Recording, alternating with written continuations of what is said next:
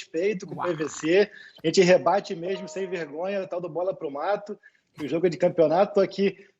O Paulo Nunes falou aqui da Samambaia, eu estava preocupado se não estava ficando um estilo aqui meio Davi Luiz, estava preocupado também se a camisa não estava meio pijama, mas estava ficando legal. Bora falar da informação, que é o mais importante. Tá bacana, tá bacana. Vamos falar de Flamengo. A tendência é que o Domi mantenha a mesma escalação? Então, a gente vive aquele mistério, né, que a gente não tem acesso a treinos e tal, a gente busca ali informações, conversa com um, com o outro. A gente sabe que se houver mudança é apenas ali no companheiro do Rodrigo Caio, um ponto de interrogação que vem ainda desde a época do Jesus, aquela dúvida ali entre Léo Pereira e Gustavo Henrique, acaba que não há ainda muita convicção nem com um nem com o outro. O Domi tem testado os dois, vale lembrar que o Gustavo Henrique, no ano passado, jogava com o Sampaoli, que tem um estilo de saída de bola, pelo menos, mais parecido com o que o Domi pensa, mas não dá para cravar nenhum nem outro. Então a gente até no nosso campinho aí vai vir Léo Pereira, mas é uma dúvida aí que o Domi ainda tem na cabeça dele. A gente vai manter quem iniciou o último jogo, mas há sim essa dúvida, ele tem testado os dois. Então são as características principalmente de saída de bola, e os dois Paulos podem falar bem sobre isso, distintas. Acho até que o Léo tem mais recurso técnico do que o Gustavo, mas a verdade é que a gente está chegando aí já em setembro. Tudo bem que foram 4 meses sem futebol, mas nenhum dos dois convenceu muito. A gente pode até ver aí pelas redes sociais muita saudade do ex-Pablo Mari. É isso, o Flamengo que... Enfim, vou deixar primeiro falar sobre os zagueiros, depois a gente fala de protocolo. Tem muita coisa interessante para a gente falar. Negócio de saudadeza aí, deixa pra lá isso, né? Saudadeza. Esse é passado, tem que pensar já assim. Mas no caso do Pablo Mari, realmente o torcedor fica com uma certa saudade. Paulo, e aí, o que você espera agora desse Flamengo? Porque o Domi fez o primeiro jogo, tudo bem, adaptação, aquela coisa toda, mas ele fez uma alteração ali que a torcida criticou bastante, ficou um pouco preocupada, mas é muito cedo ainda também para pensar nisso. Muito cedo, Karine. Assim, eu estava vendo as cobranças, né, em cima dele. Ele está uma semana trabalhando no Flamengo, ele não conhece os seus jogadores por completo. E principalmente é uma situação onde eu já passei por isso, quando você não tem um ritmo de jogo adequado. O Flamengo, na minha opinião, fez um bom primeiro tempo. Óbvio que não era aquele Flamengo, né, que a gente conhece, e já não é esse Flamengo já desde da volta, né, dos jogos contra o Fluminense, já não era esse Flamengo. Mas um time que chega na frente várias vezes, como o Gabigol chegou, como o Bruno Henrique chegou. Se o Flamengo, porque no futebol a gente tem muito isso, né? O si não ganha jogo. Mas o Flamengo teve várias oportunidades de sair na frente, ia fazer com que o Atlético tivesse que também sair mais do que estava saindo. Pegou um time que é muito forte. O time do Atlético é um dos times que eu mais gosto do estilo de jogo, a ideia de jogo do Sampaoli é uma das ideias que eu mais gosto, porque é aquele time que pega a bola, está rápido no gol adversário. Ele não tem a bola, ele não gosta de ficar muito com a bola. E ele fala até naquela frase que ele usa, amor ao balão. Só que o amor ao balão dele é um amor ao balão rápido para o gol. É muito rápido. Então, assim, é um time que não te dá esse tempo para recuperação. E o Flamengo, no segundo tempo, aí sim, aí eu acho que foi um erro do Domi, por não conhecer, né, o seu elenco, o seu grupo, né, você tirar os 3 jogadores de meio campo, os 3 jogadores que dão um equilíbrio à equipe. E principalmente, aí entra o meu pensamento, o ritmo de jogo. Você ficar 24 dias só treinando, o segundo tempo é natural que você sinta. E o Flamengo sentiu, na minha opinião, pelo erro da estratégia do Domi, de botar vários atacantes, por querer buscar a vitória, mas ao mesmo tempo também pelo tempo que o Flamengo tinha de treinamento e, por outro lado, enfrentar uma equipe que estava vindo atuando com jogos muito importantes, jogos decisivos, e que vem de um treinador que entende muito, que é o Flamengo. Fala, PVC, você levantou o dedo. Porque se o Flamengo não jogava fazia 24 dias, o Atlético Goianiense não joga faz 146. O último jogo do Atlético Goianiense foi dia 14 de março. Verdade. Ele fez 4 jogos treinos com o Wagner Mancini. Mas se faltou ritmo para o Flamengo contra o Atlético Mineiro, imagina que vai faltar para o Atlético Goianiense contra o Flamengo. É verdade, bem lembrado, ainda com essa situação. O que o PVC colocou é muito importante, porque além de ser uma cobrança em relação aos jogadores do Flamengo, é uma pressão a mais. Porque queira ou não queira, Karine, o treinador do Flamengo, ele já sentiu como é o Flamengo. Um pouquinho de tempo que ele está no Flamengo, ele já sentiu como é que é.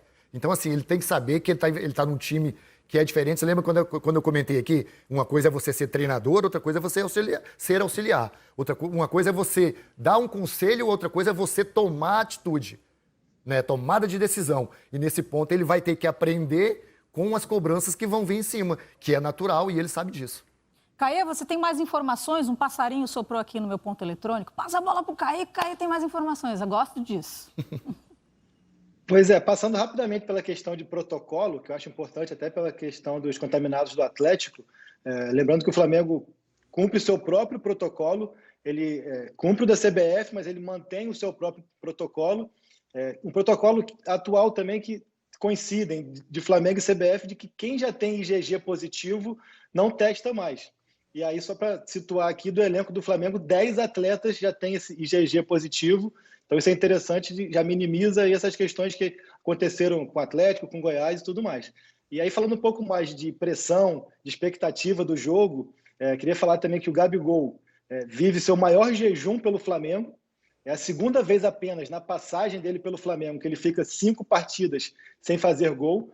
Não dá para falar que é o segundo jejum, porque na primeira vez foi quando ele chegou ao clube, então ele não tinha nem se alimentado ainda, não tinha nem como sentir fome, estava ali querendo ainda entender como é que era aquele cardápio rubro-negro. Então, vive essa expectativa também, até particularmente acho que o Flamengo fez mesmo um primeiro tempo muito bom, muito interessante, acabou pecando nas finalizações. O próprio Jesus já falava, antes mesmo de ir embora, que o quarteto ofensivo do Flamengo esse ano ainda estava distante do que foi ano passado, também são situações que a gente pontua, mas tem um quinto nome no ataque do Flamengo, vou aqui vender mais uma vez o peixe do nosso podcast GE Flamengo, que é o Michael, que vai voltar a Goiânia pela primeira vez, desde que veio para o Flamengo, ele que tem a carreira ali que se destacou primeiro no Goianésia e depois no Goiás, e a gente fez algumas perguntas a ele, não só sobre futebol, mas também sobre essa mudança de vida dele. Eu até combinando com o Sardinha, falei que era interessante o nosso Paulo Nunes comentar, porque é uma trajetória muito similar.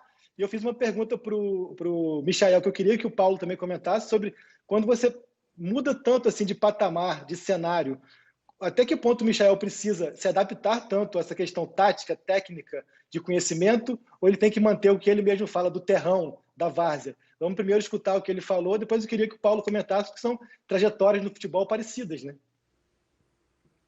Fundamento. O único fundamento que eu sabia era driblar, correr e errar o gol.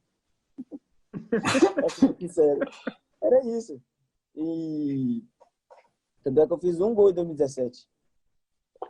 Aí chegou 2018, né? Foi quando eu tava jogando e o Ney Franco chegou. Eu cheguei nele, me ajudou muito.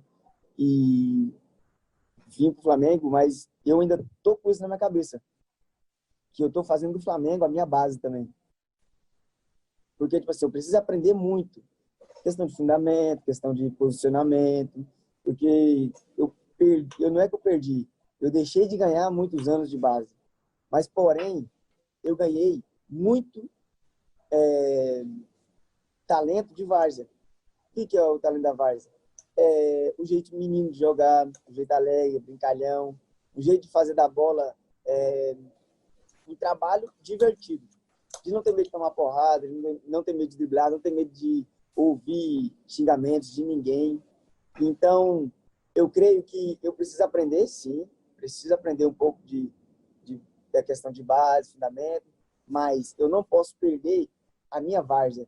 Eu não posso perder o meu terrão, porque foi driblando, foi sendo brincalhão, que eu cheguei até aqui. Agora, se eu parar de fazer isso, eu vou parar de ser eu. É verdade, não pode, né? Tem que manter a sua personalidade, é importante. Como o Caê falou, é importante demais, e ele está dizendo isso, né? Ele está aprendendo uma base no Flamengo, porque ele não teve isso. Eu lembro quando ele jogava no Goianésia, eu fiz o Campeonato Goiano, e ali eu já comecei a observar esse garoto. O Vanderlei fala uma coisa no futebol, e é muito importante isso, que é a essência do atleta, né? Ele apresentou no Goiás uma essência que é dele mesmo, que é própria dele. Agora, no futebol, você sempre tem que aprender algo mais, principalmente jogando num time igual o Flamengo. Você precisa dar mais, você precisa se aprimorar mais. O que é se aprimorar? É saber sobre tática, como ele está dizendo, é saber se posicionar, né, para o momento de recomposição, mas ele não pode. Isso é um conselho de um jogador que também foi atacante, né? E que gosta muito desse garoto porque sabe de onde ele veio, né? De todo o esforço que ele teve para fazer na vida, né? Porque eu sou lá de Goiás, então conheço muito.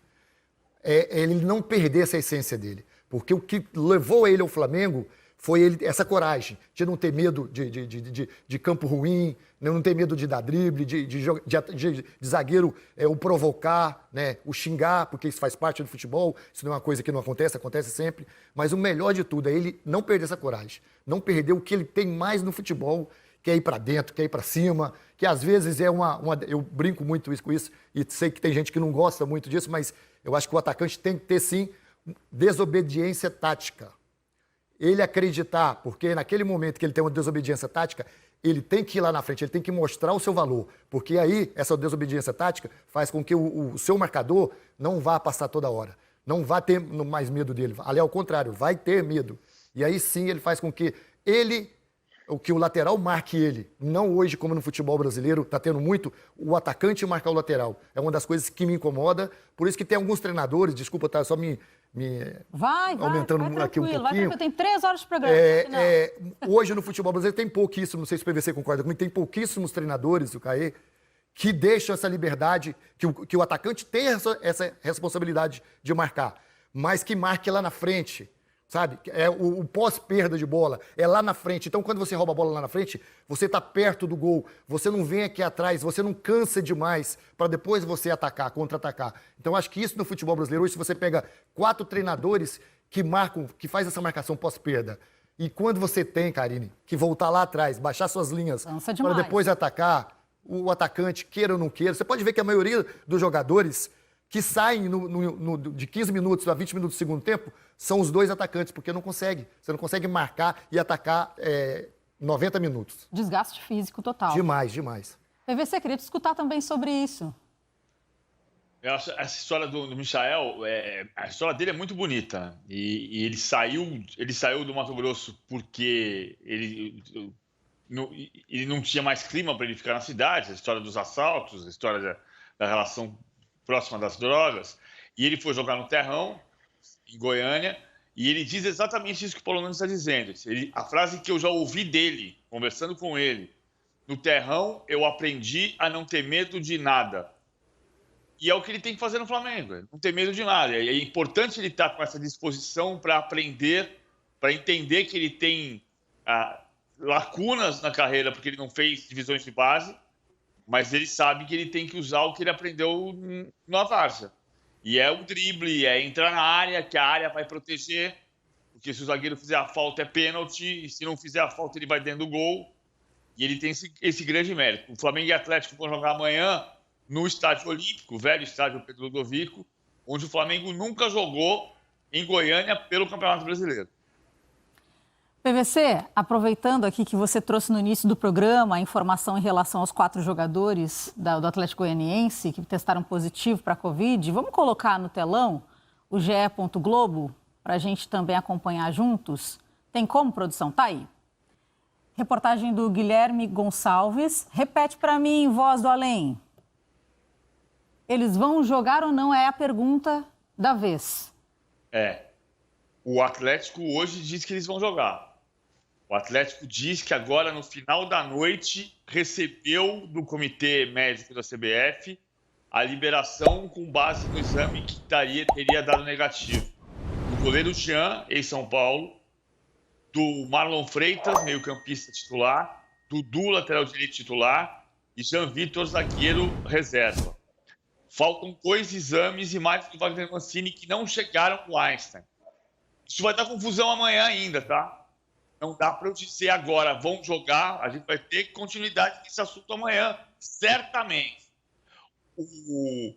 O Atlético diz que testou e que teve exame negativo de todos os jogadores no laboratório da Unimed, em Goiânia, recebeu a informação por meio da imprensa, porque o Walter Feldman falou em entrevista que 4 jogadores estão testados positivos, mas não informou, pelo menos segundo o Atlético Goianiense, o Atlético disse que não foi informado oficialmente. Faltam os exames do Wagner Mancini, do Mateuzinho, que é titular, e do Brandão, que vai ser titular amanhã, porque o Kaiser, que seria titular, se machucou. Então, tem essas pendências desses 3 nomes, Mancini, Mateuzinho e Brandão, o técnico de Mancini, mas os 4, Jean, Marlon Freitas, Du e Jean Vitor, neste momento, o Atlético trabalha com a informação de que eles estão liberados pelo Comitê Médico do CBF. Importante a gente